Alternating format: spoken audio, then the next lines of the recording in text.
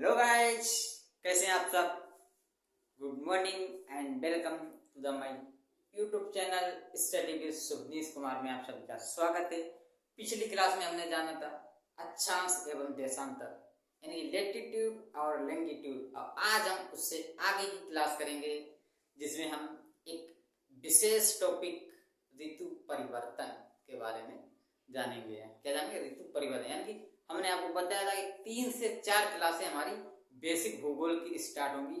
उसके बाद हम अपनी सीरीज स्टार्ट करेंगे जिसका नाम है इंडियन जियोग्राफी, है ना, यानी भूगोल एक समग्र अध्ययन। तो हमारा एक आज का टॉपिक है ऋतु परिवर्तन। तो आपको क्या करना है? कुछ नहीं करना, हमारे साथ बने रहना है और कॉपी कलम लेकर के बैठना है और नोट्स बनाना है ना।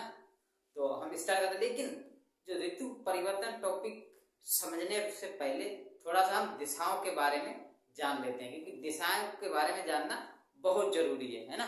तो इसलिए दिशाओं का ज्ञान होना हमें बहुत जरूरी है। तो थोड़ा सा पहले इन दिशाओं के बारे में जान लेते हैं ना। कौन सी दिशा उत्तर, कौन सी दिशा दक्षिण, है ना, कौन सी पूर्व पश्चिम, तो इन सब के बारे में जानना बहुत जरूरी है ना। तो आप इस तरह से एक ये बना लें और इसमें एक उत्तर और ये ऊपर वाली उत्तर, नीचे वाली दक्षिण यानी कि साउथ, ये नॉर्थ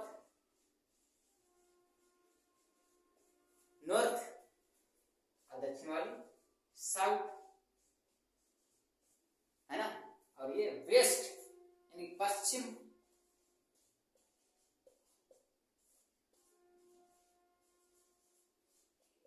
वेस्ट। और ये पूरब यानी कि ईस्ट, है ना। यानी ऊपर वाली उत्तर, नीचे वाली दक्षिण। और इस तरह से अगर हम खड़े होंगे तो हम जानेंगे कि उत्तर, दक्षिण, पूरब, पश्चिम, है ना। ये सबको पता होना चाहिए। अब भ्रम ये होता है कि कौन सी दिशाएं दक्षिण पश्चिम होती है, कौन सी दिशाएं उत्तर पूर्व होती हैं और कौन सी दिशाएं उत्तर पश्चिम होती है। ये जानना हमें बहुत जरूरी है। तो हम क्या करते हैं, सबसे पहले इसके बीच से एक लाइन इस तरह से और खींचते हैं, है ना।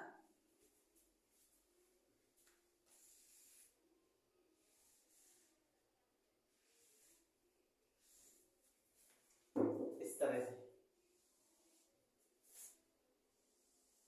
ये इसके बीच से लाइन खींचते हैं जिनमें हम जानते हैं। यानी कि ये जो नीचे वाली है तो इसे कहते हैं दक्षिण पश्चिम। क्या कहते हैं? दक्षिण पश्चिम दिशाएं, है ना। क्या बोलेंगे? वेस्ट, सॉरी, साउथ और वेस्ट। यानी दक्षिण पश्चिम कहते नहीं कि दक्षिण पश्चिम मान भारतीय मानसून कहूंगी दक्षिण पश्चिम मानसून। और इसी तरह से ये वाली जो नॉर्थ वाली होगी उसे बोले उत्तर पूर्व, यानी कि लौटता हुआ मानसून जिसे बोलते हैं। अभी मानसून पढ़ा नहीं रहे, सिर्फ दिशाओं के बारे में बता रहे, तो क्या बोलेंगे उसे?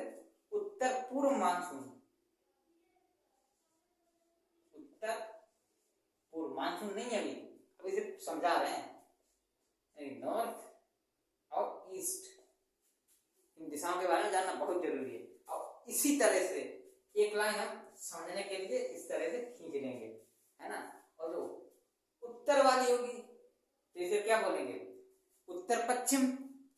क्या बोलेंगे? उत्तर पश्चिम, उत्तर पश्चिम यानी कि नॉर्थ और वेस्ट, नॉर्थ और वेस्ट। और इसी तरह से हम दक्षिण में आ जाते हैं तो इसे क्या बोलते हैं?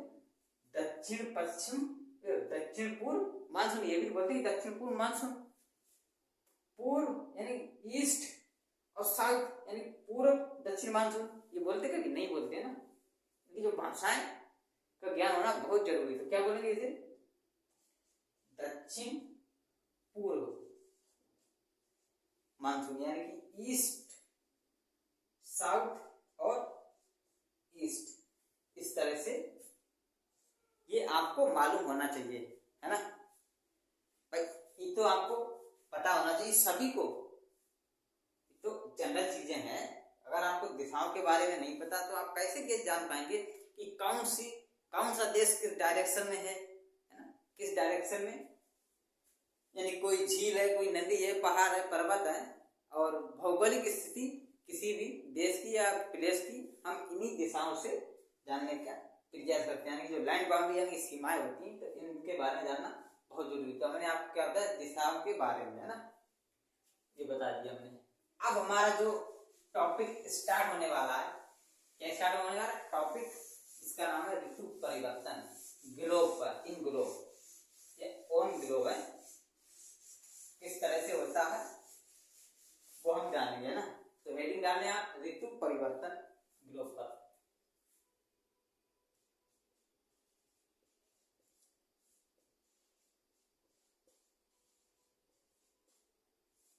ऋतु परिवर्तन, है ना। तो कैसे होता है, तो सबसे पहले हम एक ग्लोब बना देते हैं इस तरह से।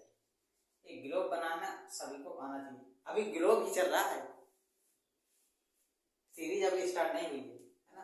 अब आपको पता होगा कि इसके मध्य से एक ये लाइन 0 डिग्री विषुवत रेखा गुजरती है ना। 0 डिग्री या भूमध्य रेखा, विषुवत वृत्त या विषुवत रेखा, हमने आपको ये बता ही दिया है। और इसके उत्तर में एक रेखा गुजरती है इस तरह से, है ना। इसे क्या बोलते हैं, 23.5 डिग्री नॉर्थ, यानी उत्तरी 23.5 डिग्री उत्तर कर्क रेखा। क्या बोलते हैं, कर्क रेखा। ये तो हम आपको बता चुके हैं पहले पिछली क्लास में, है ना, लेकिन अभी समझने के लिए बनाना बहुत जरूरी है। और इसी तरह दक्षिणी गोलार्ध में आ जाते हैं,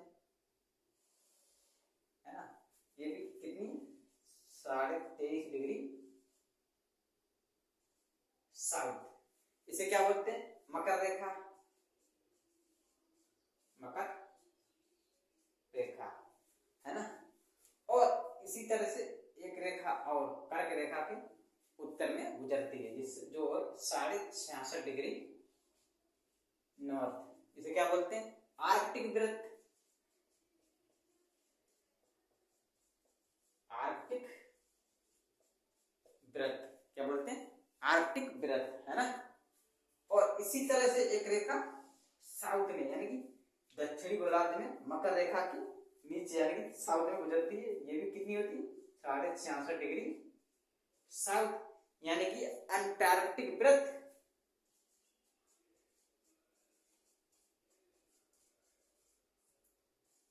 अंटार्कटिक वृत्त, ये हो गया, इनके बारे में जान लिया।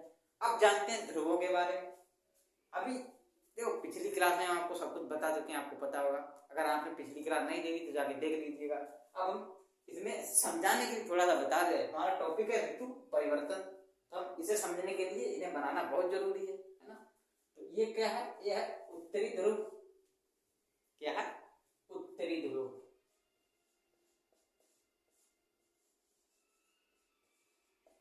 यानी कि north pole, NP, north pole. और ये है दक्षिणी ध्रुव।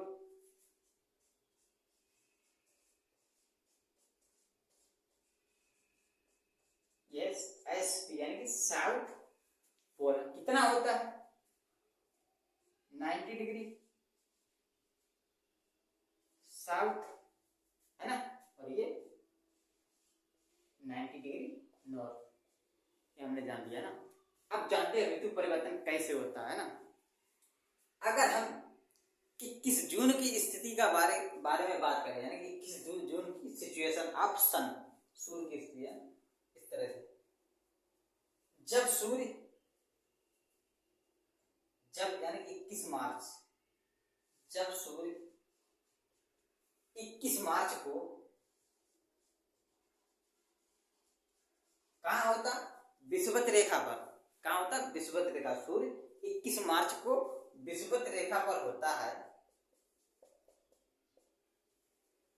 तो यह उत्तरायण होने लगता है। 21 मार्च से उत्तर की ओर उत्तरायण होने लगता है, यानी कि कर्क रेखा की ओर। जब सूर्य 21 मार्च को विषुवत वृत्त पर होता है और 21 मार्च से ये जब उत्तरायण होने लगता है, इस तरह से उत्तरायण होने लगता है। और एक स्थिति ऐसी आती है, यानी एक डेट ऐसी आती है कि 21 जून को, क्या 21 जून को सूर्य कर्क रेखा पर पहुंचता है, यानी उत्तरायण होने के, उत्तरायण मतलब उत्तर की ओर जा रहा है ना, ये है उत्तर की ओर जा रहा है। यानी 21 जून को सूर्य कहां पहुंचता है? कर्क रेखा पर। ऐसा ना, कहां पहुंच गए 21 जून को? कर्क रेखा पर, है ना। इसे कितना समय लगा? 21 मार्च से 21 जून, 21 मार्च, अप्रैल, मई, जून, यानी 3 महीने का समय लगा। कितने? 3 महीने का समय उत्तर की ओर जाते हुए लगा है, अभी वापस भी आएगा। जब सूर्य 21 मार्च से उत्तरायण होने लगा और 21 जून को कर्क रेखा पर पहुंच गया, तो इस समय इसकी सिचुएशन, यानी उत्तरी गोलार्ध में इसकी सिचुएशन क्या होगी? यानी जब सूर्य उत्तरी गोलार्ध में होगा तो उत्तरी गोलार्ध में दिन बड़े होंगे, रातें छोटी होंगी, और इसी प्रकार दक्षिणी गोलार्ध में दिन छोटे होंगे और रातें बड़ी होंगी, है ना। तो उत्तरी गोलार्ध में ग्रीष्म ऋतु प्रारंभ हो जाती है, यानी कि जब सूर्य 21 मार्च से 21 जून तक पहुंचता, 21 जून तक उत्तरी गोलार्ध में पहुंच जाता है और उत्तरी गोलार्ध में ग्रीष्म ऋतु आना प्रारंभ हो जाती है ना, प्रारंभ हो जाती है। और यहाँ पर मतलब उत्तरी गोलार्ध में ग्रीष्म ऋतु प्रारंभ हो जाती है। और इसी तरह से जब सूर्य 21 जून से वापस आता है, 21 जून से वापस आता है, कहाँ आता है? वापस विषुवत रेखा पर आता है। 21 जून से वापस विषुवत रेखा पर आता है, ध्यान समझिएगा। वापस विषुवत रेखा पर आता है, कहाँ आता? विषुवत रेखा पर। कब आता है? 23 सितंबर को। 23 सितंबर को जब सूर्य वापस विषुवत रेखा के सामने आ जाता है, 23 सितंबर को, यानी कि 3 महीने का समय जाते लगा सूर्य, बल्कि सूर्य नहीं जाता है, पृथ्वी घूम रही है, सूर्य तो स्टेबल है ना। जब जाने का समय 3 महीना हो गया, अब 3 महीने का आने का समय, यानी 21 जून, 21 मार्च, अप्रैल, तो 21 मार्च से मार्च, अप्रैल, मई, जून, जुलाई, अगस्त, सितंबर, 3 महीने। यानी कि इससे ये पता चलता है कि तो सूर्य 6 महीने उत्तरी गोलार्ध में रहता है ना। सूर्य उत्तरी गोलार्ध में 6 महीने। तो इस समय क्या हुआ? उत्तरी गोलार्ध में ग्रीष्म ऋतु, मतलब यहाँ से ग्रीष्म ऋतु प्रारंभ हुई, ग्रीष्म ऋतु प्रारंभ हुई। वापस आते आते जब सूर्य 23 सितंबर को, यानी कि विषुवत वृत्त पर वापस आ जाता है, तब ये दक्षिणायन होने लगता है। क्या होने लगता है? दक्षिणायन। दक्षिणायन कैसे? 23 सितंबर को यहाँ एक डेट ऐसी आती है कि 22 दिसंबर को। कौन सी? 22 दिसंबर को, ध्यान समझिएगा, 22 दिसंबर को। ऐसा है कब? 22 दिसंबर।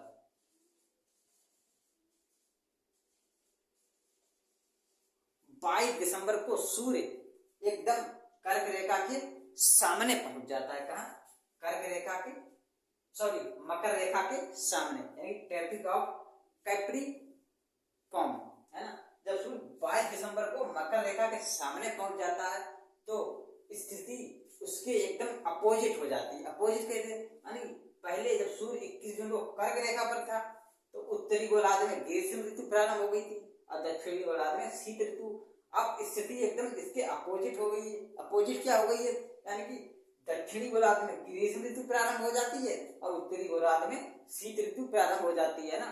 तो और उत्तरी गोलार्ध में दिन छोटे होने लगते हैं और दक्षिण रातें बड़ी होने लगती हैं। उत्तरी गोलार्ध की बात कर रहे हैं क्योंकि इसमें शीत ऋतु प्रारंभ होगी ना। अब दक्षिणी गोलार्ध में ग्रीष्म ऋतु प्रारंभ हो जाती है और दिन बड़े होने लगते हैं, रातें छोटी होने लगती है ना। तो यहाँ से हम ये समझ गए बढ़िया करके। और जो कर्क रेखा और मकर रेखा जो 23.5 डिग्री है, इन्हें 23.5 डिग्री क्यों रखा गया, हम यह भी आपको समझा देते हैं।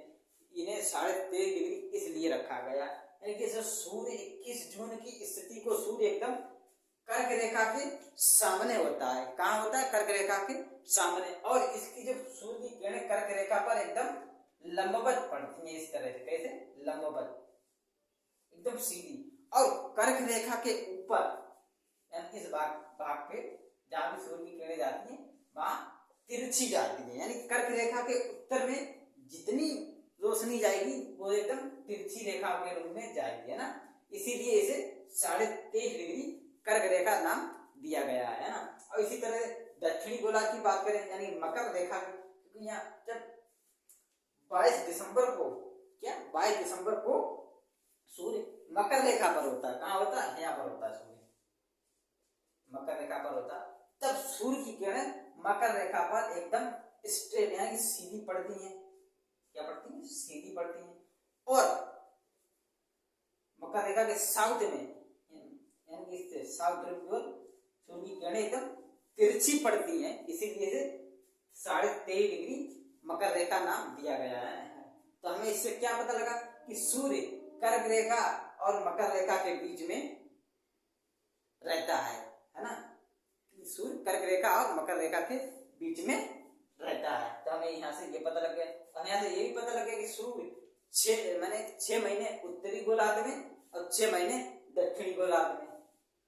ये तो मैंने आपको बता दिया कैसे रहता है। 21 मार्च से 21 जून तक ज्यादा समय लगा। अप्रैल, मई और जून, जुलाई, अगस्त, सितंबर, 1 2 3 4 5 6, 6 महीने हो गए। तो 6 महीने सूर्य उत्तरी गोलार्ध में रहता है और 6 महीने सूर्य दक्षिणी गोलार्ध में रहता है। हमने ये भी समझ लिया है ना। तो इस पर हम ऋतु परिवर्तन के बारे में थोड़ा बहुत समझे है ना। अभी सिर्फ बेसिक समझा रहे हैं, ज्यादा टेंशन या तनाव लेने की जरूरत नहीं। और एंजॉय के साथ क्लास करिएगा, नोट्स बनाओ, खुश रहिएगा, हैप्पी, है ना। तो आज का हम ये क्लास यहीं पर समाप्त करते हैं। तो क्या किया जाए? आज की क्लास को हम यहीं पर समाप्त करते हैं। तो इसके लिए क्या किया जाए? अरे भाई, जश्न का इंतजाम नहीं किया जाए। अभी सिर्फ हमारी ये बेसिक क्लासें हुई हैं जियोग्राफी की। अब हमारी एक शुरुआत होगी इंडियन जियोग्राफी सीरीज, है ना। तो अगली जो नेक्स्ट क्लास हमारी आएगी उसमें हम स्टार्ट करेंगे इंडियन जियोग्राफी सीरीज का पहली क्लास, है ना। तो आप लोग आ जाइएगा और क्लास को एंजॉय के साथ करिएगा, है ना। तो मिलते हैं एक और बेहतर क्लास में, तब तक के लिए धन्यवाद। लेकिन हाँ, इंडियन जियोग्राफी में हम एक बेहतर टॉपिक लेकर के आएंगे जिसमें आपको बहुत ही एंजॉयफुल लगेगा, है ना। तो ठीक है, मिलते हैं एक और बेहतर क्लास में, तब तक के लिए धन्यवाद।